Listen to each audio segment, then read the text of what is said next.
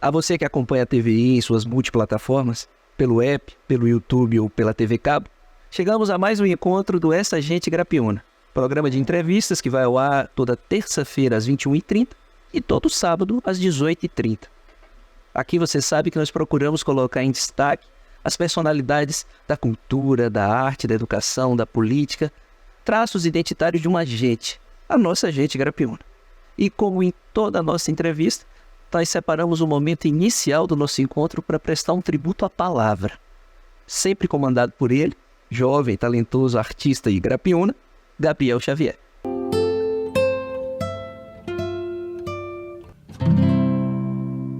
A vida é um cálice de vinho na mão do poeta.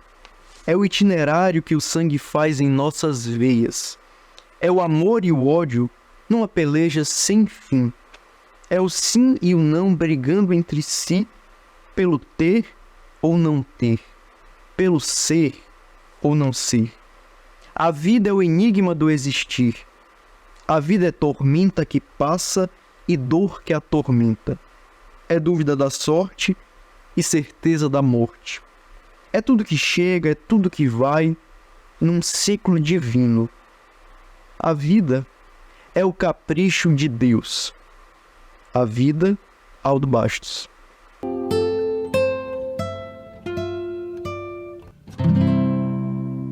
E é com enorme alegria que hoje eu recebo uma das mais importantes lideranças do movimento feminista negro, da educação, enfim, dos movimentos sociais.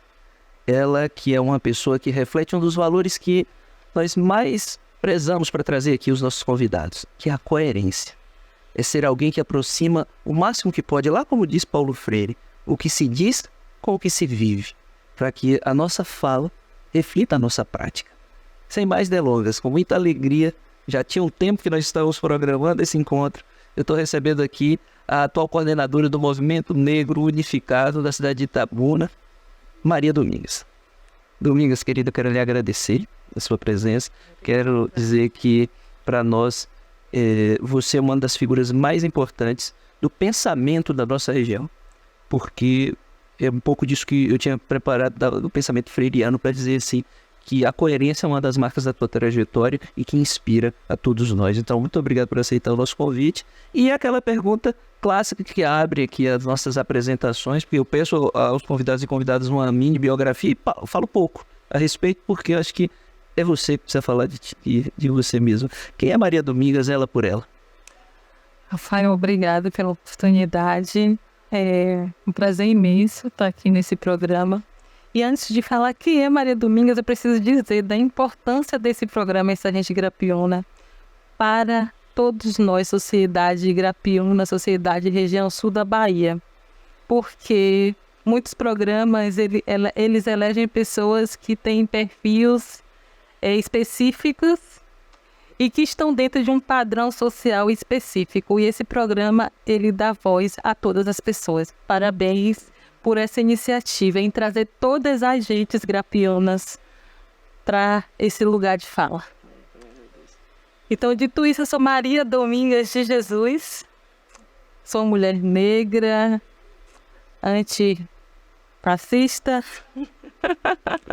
antirracista, sou educadora, sou professora, pesquisadora e ativista do Movimento Negro Unificado. Domingas, você, como educadora, teve experiência em Angola, né? Você relata isso na sua biografia e me interessou muito saber como é que esses currículos se aproximam e onde eles se distanciam, o que se pratica em Angola com o que se pratica no Brasil.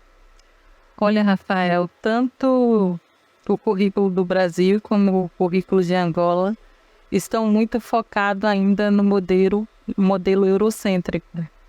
Em Angola, eu fiquei muito assustada, porque eu sempre quis conhecer a realidade de um país africano. Então, tendo essa oportunidade de trabalhar lá, eu pensei que viria uma realidade diferente. Mas Angola foi um país que foi colonizado por muito tempo. Nós temos menos de 45 anos de independência.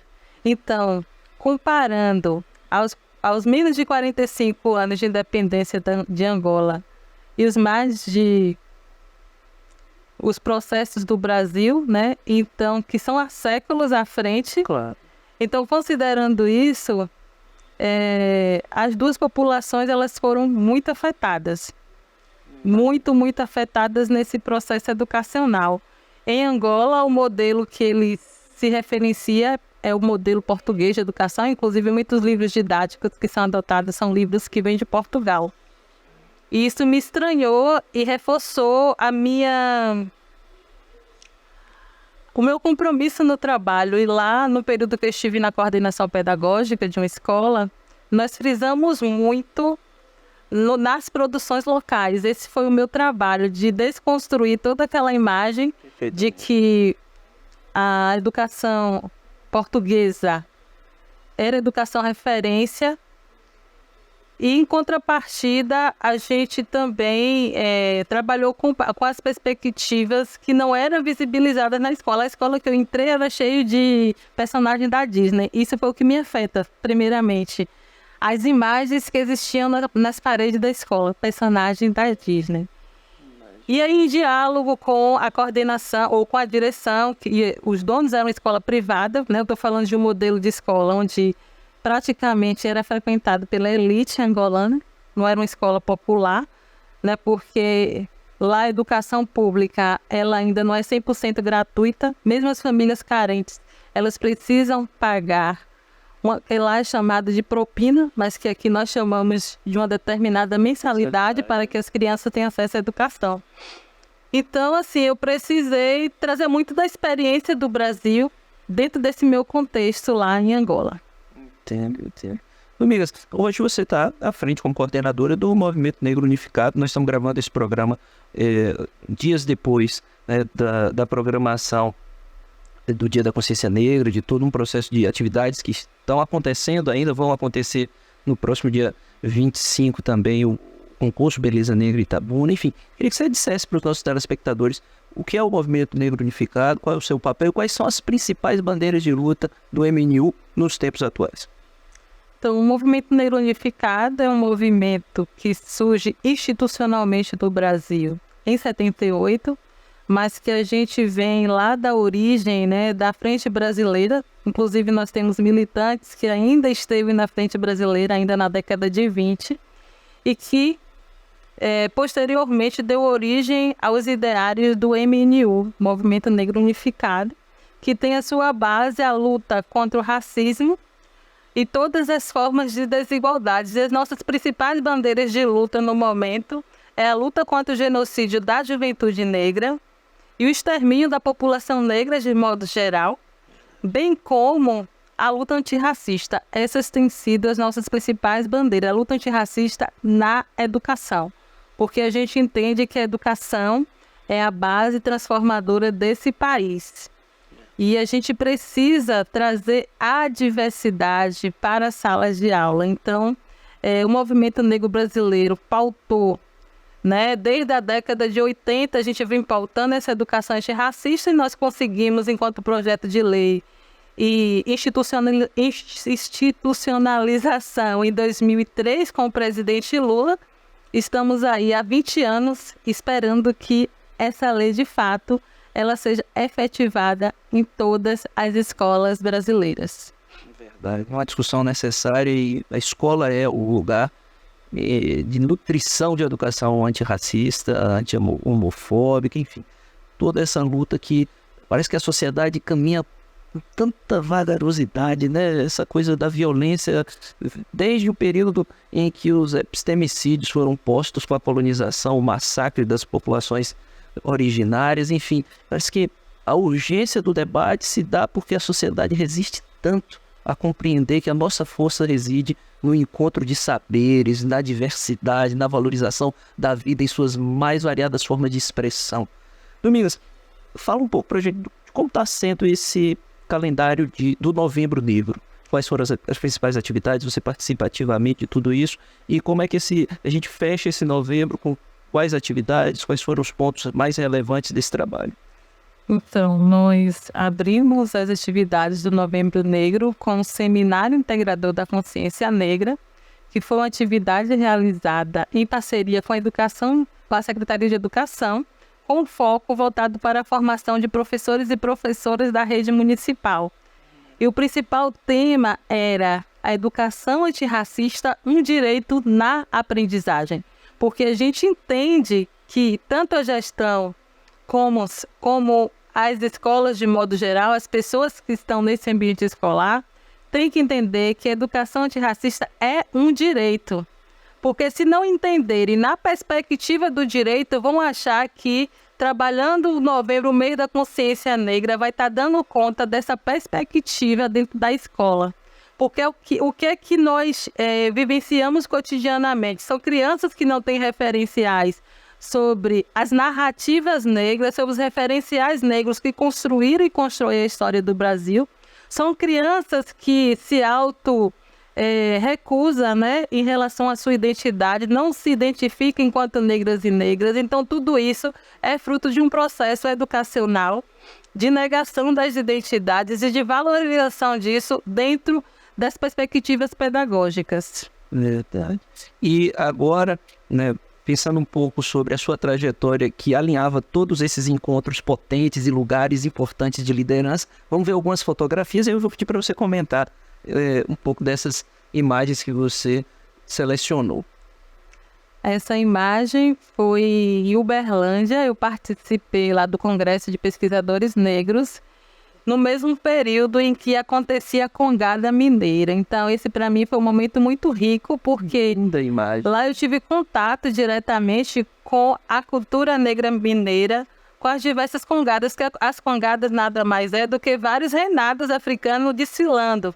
E posterior ao desfile, cada reinado volta para sua comunidade. Eu fui convidada a estar nessa comunidade, que também é uma comunidade de terreiro, participando dessas atividades com as crianças. Que linda, foto linda. Mais uma, que reunião de figuras proeminentes. Nessa fotografia, né, tem duas pessoas muito importantes na minha trajetória. O Valmir do Carmo, que é o fundador do projeto, do Movimento Beleza Negra, o qual eu também fui participante desse projeto, ainda adolescente, e isso me trouxe a afirmação da minha estética negra. Eu era uma pessoa que não me achava bonita, eu sempre soube que era negra, me reconhecia negra, mas não me via enquanto uma estética valorizada. E o Beleza Negra me ajudou a me ver de uma forma diferente. E ao lado está a minha orientadora do mestrado, a professora doutora Célia Regina, que é uma feminista negra que me ensinou muito sobre o feminismo negro. E ali eu arrisco dizer que, então, sem sombra de dúvida, nem arrisco dizer, sem sombra de dúvida, 3 das pessoas mais inspiradoras aqui desse movimento pela diversidade, pela vida, né? O Valmir está desde 1987 com o Movimento Beleza Negra Itabuna. Recentemente foi ao UOL o programa com ele, e aí no dia 25 de novembro, o concurso, que é apenas a culminância. Maria Domingas esteve com o Valmir na escola, fazendo palestra, estivemos juntos na vigília, a Zumbi, na caminhada no dia 20, enfim, é um calendário de atividades que foi sendo desenvolvido em torno do Novembro Negro, mas que, de fato, Domingas tem toda a razão a dizer que é um direito e que precisa ser trabalhado durante todo o ano. Vamos ver mais imagens. É um momento, assim, também de extrema importância na minha vida, onde minha Iá, mãe da Arabi, realiza a minha cerimônia de casamento. Eu sempre quis casar, mas sonhava em um casamento nos moldes africanos. E esse dia foi o dia da realização, de me ver dentro da tradição africana, tendo a bênção da minha mãe e seguindo uma nova vida. Linda, linda imagem, representativa, né? Bacana. Mais uma, Cássio, pra gente. Aqui a pesquisadora. E aqui no Júlio das Pretas, sim, esse evento importante que teve aqui, inclusive, gente nossa do Alvorecer Poesia teve lá contribuindo. Sim, estiveram a Leila, estava também a Sheila Shell. Então, esse foi um dos momentos que nós nos reunimos para fazer um debate acerca das mulheres negras, né? De como estão a situação dessas mulheres, quais as perspectivas né, dessas mulheres numa sociedade que é racista e que é sexista. Domingas, e o seu papel como pesquisadora? Você tem voltado o seu olhar para as questões, obviamente, do combate ao racismo, ao sexismo e a toda a situação estrutural que o Brasil tem com relação a essas violências, mas quais são as outras linhas de trabalho? O que você discutiu na sua dissertação do mestrado? O que você está pensando agora? Então, desde a minha formação na graduação, minha perspectiva foi realmente de pesquisar as questões raciais, né? Na psicologia, eu também sou formada em psicologia, eu discuti a importância da identidade, da afirmação da identidade negra no ambiente escolar, já que eu observava, né? Eu já era docente quando eu comecei o curso, como isso influenciava no processo de aprendizagem dos alunos, da autoestima e todo o seu desenvolvimento na sua vida escolar. Então, esse foi meu primeiro tema.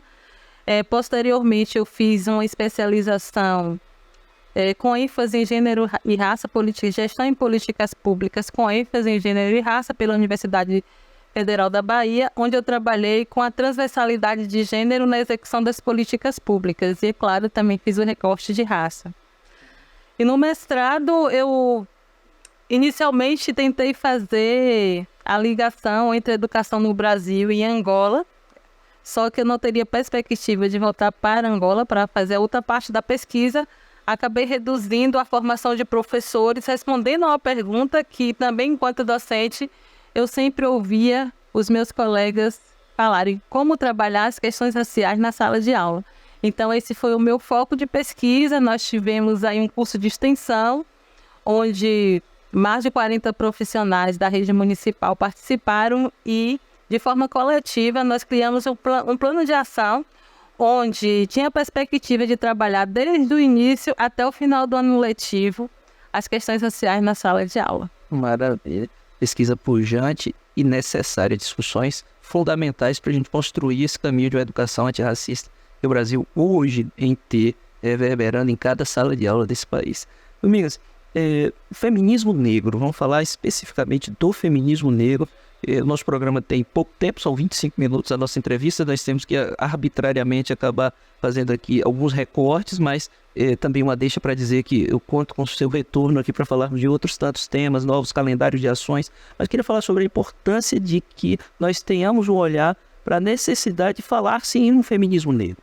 Nós temos uma onda conservadora na sociedade que quer esvaziar os movimentos sociais, criminalizar os movimentos sociais, e esse aqui é um espaço para que nós tenhamos condição de contra-argumentar, para firmar a posição da necessidade do feminismo e também do feminismo negro. Então, para que nosso telespectador, para quem nos acompanha, possa ter um pouco mais de compreensão do que é o feminismo negro e quais são as nuances, os caminhos que têm sido percorridos para adquirir os direitos, afirmar essas identidades.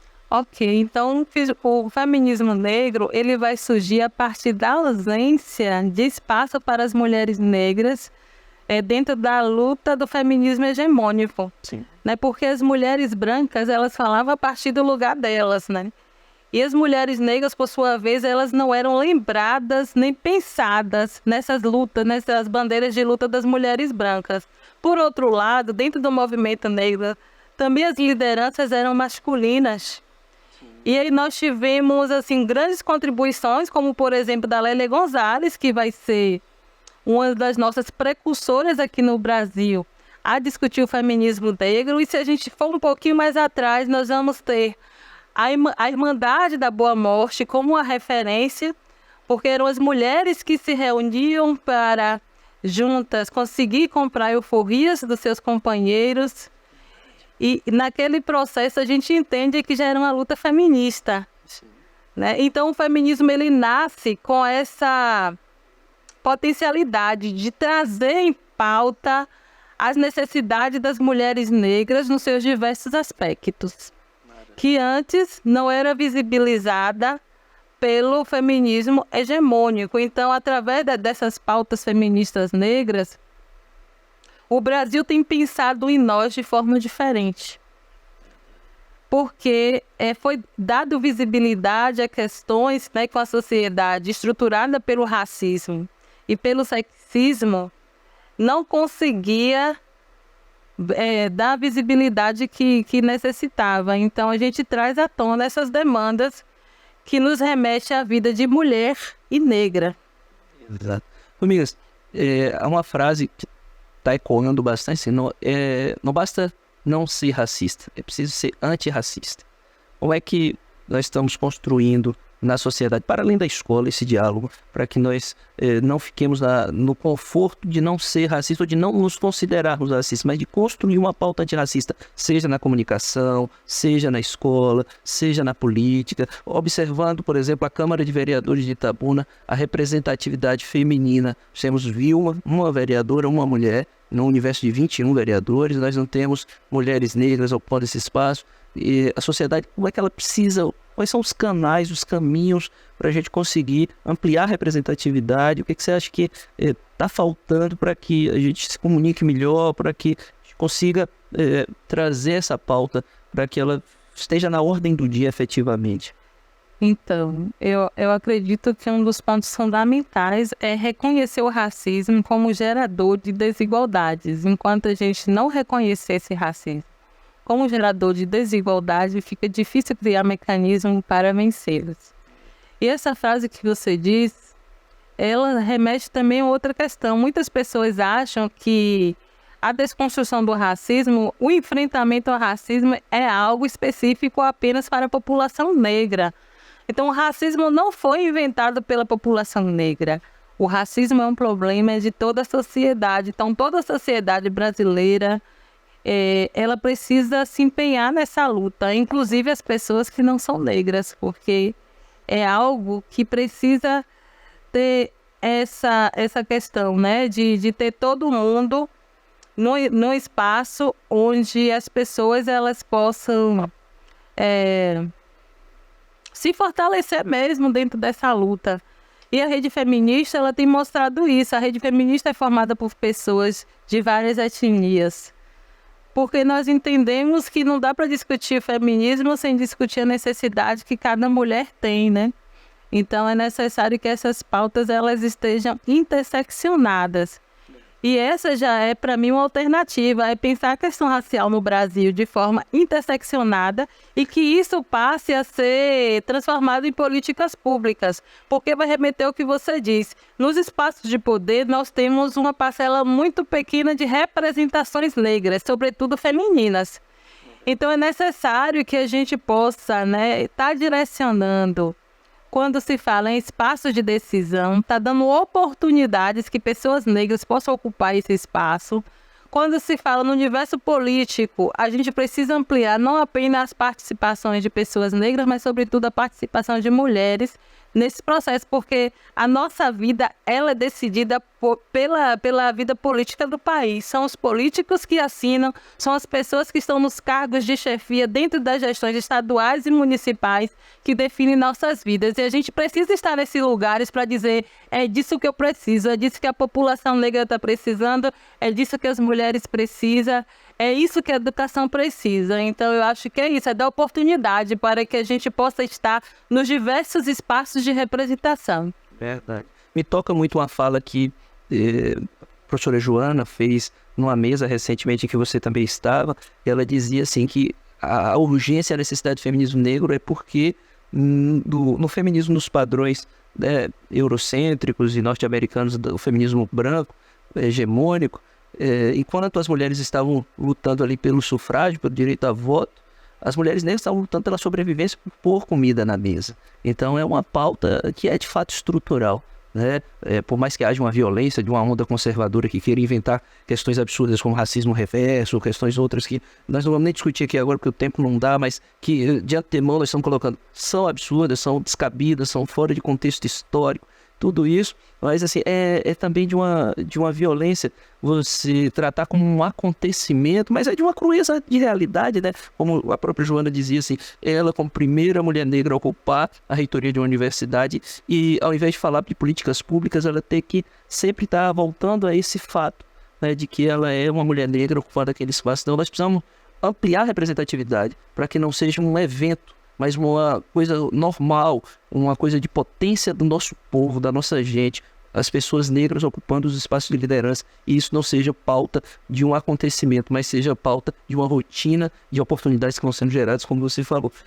Para a gente chegar aqui nesse até breve, porque você já está convidado a retornar outras vezes aqui ao Essa Gente Grapiúna, eu vou pedir para você dizer como é que encontramos a Rede Feminista na internet, o Movimento Negro Unificado, Maria Domingas, para as pessoas que queiram se aproximar, conversar contigo, acessar o seu trabalho como educadora, como liderança dos movimentos sociais, e também você deixar a sua mensagem para a juventude, para os educadores, para a sociedade em geral. Eu disse no início da coerência, porque acompanho o seu trabalho, você vive o que você prega, é uma coisa muito de coerência por isso, porque tem essa sintonia, essa aproximação, e eu não disse à toa, Maria Domingas é uma voz necessária. Nós precisamos estar próximos para poder entender melhor esses mecanismos e fortalecer luta na arte, na escola, na psicologia, na comunicação e reverberando tudo isso na política. Então, lembra pra gente os canais de acesso a você. Okay. Então, o meu Instagram é Domingas Chissara. A Rede Feminista, ela está como Rede Feminista Cristiane, colocar @Rede Feminista Cristiane, é a nossa rede. O MNU é mnu.itabuna. É só vocês acessarem e nos procurarem que nós estamos à disposição. E assim, a mensagem, Rafael, que eu tenho a deixar é retomar uma poesia que a Conceição Evaristo construiu em 2020. Sim. Que eu acho que é muito forte, porque na verdade a Conceição Evaristo, ela vai também retomar a nossa ideia ancestral de quilombo. Ela diz que é tempo de aquilombar-se. E nós, negros e negras, e os não negros, que entendem a nossa luta, a gente precisa se aquilombar. Porque sem esse aquilombamento, sem esse entendimento que eu sozinha, né, como diz um provérbio africano, se você quer ir perto, vá sozinha. Mas se você quer ir longe, vá acompanhado. Se a gente não entender a força da coletividade, se a gente não entender que é preciso estar em movimento e fortalecer os nossos movimentos, esse movimento pode ser o movimento do seu bairro, na sua escola, na sua igreja, onde você estiver, é importante estar em coletivo e fortalecendo a luta coletiva, porque é isso que fez com que a população negra, a população indígena pudesse sobreviver até os dias atuais. Pela luta que os nossos ancestrais lá atrás travaram de forma coletiva. A gente precisa entender o sentido da coletividade. Então é esse apelo que eu faço aqui a todos nós, a todas as pessoas, em especial nós negros e negras. E é com essa força e com a potência dessa trajetória de Domingas e do seu discurso e da sua prática que nós convidamos você a refletir sobre a importância de compor e fortalecer as ações dos movimentos populares, dos movimentos sociais, do feminismo negro e das bandeiras de luta do movimento negro unificado. Esse foi o Essa Gente Grapiúna, que vai ao ar toda terça-feira às 21h30 e todo sábado às 18h30, e que você já sabe, é sempre especialmente feito para você.